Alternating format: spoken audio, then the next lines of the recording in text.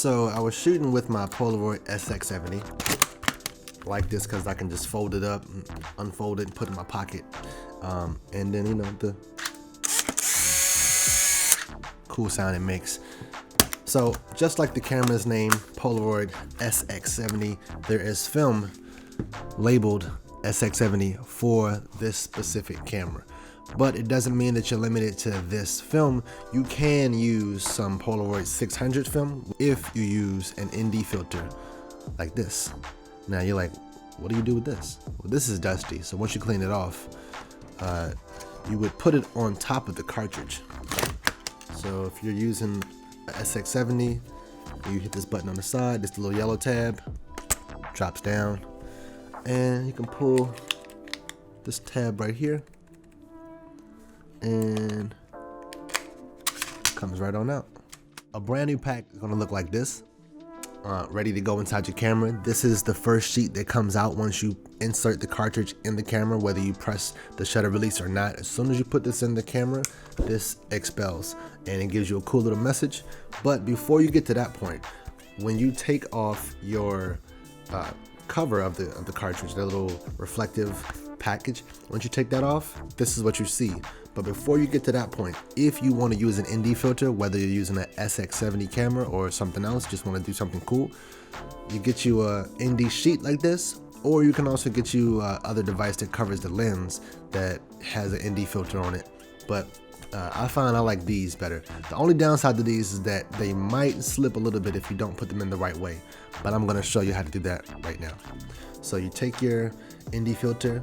Like I said, this one's a little dusty, so imagine it's clean or just dust it off. You want to take it, and if you just place it over it, you can see how it might go or how it might not go. So as you can see, you place this over top of here, and these are already kind of sticking out. So just by looking at it, you can tell you might need to flip it. So these tabs are put in place so it doesn't slip or eject.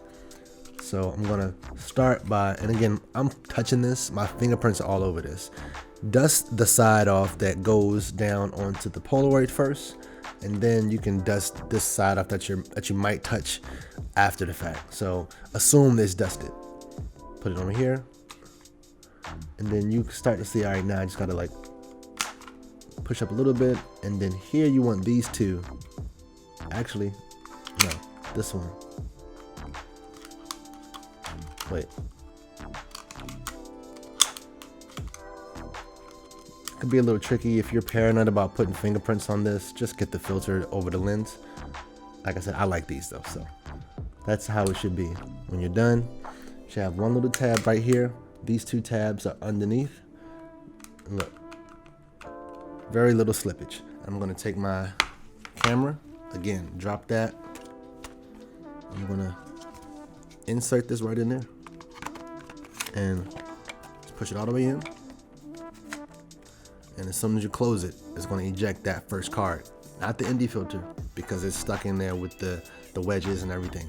But when I close this up, that first card comes out. Boom. And there's nothing left on there but the ND filter. One thing I will note about these Polaroids is that this little dial right here, this exposure compensation, light, dark, use that. Any picture you take with Polaroids, you're probably adjusting this, no matter how new it is or not. And you definitely gotta be mindful of that if you're using different film. So if you're using the SX-70 with Polaroid 600 film, you're gonna need to use an ND filter and stop it down a little bit with the exposure compensation.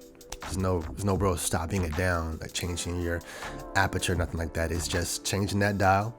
No matter how it looks on the SX-70 or another 600 or a land camera, they all have those compensation dials that you can adjust.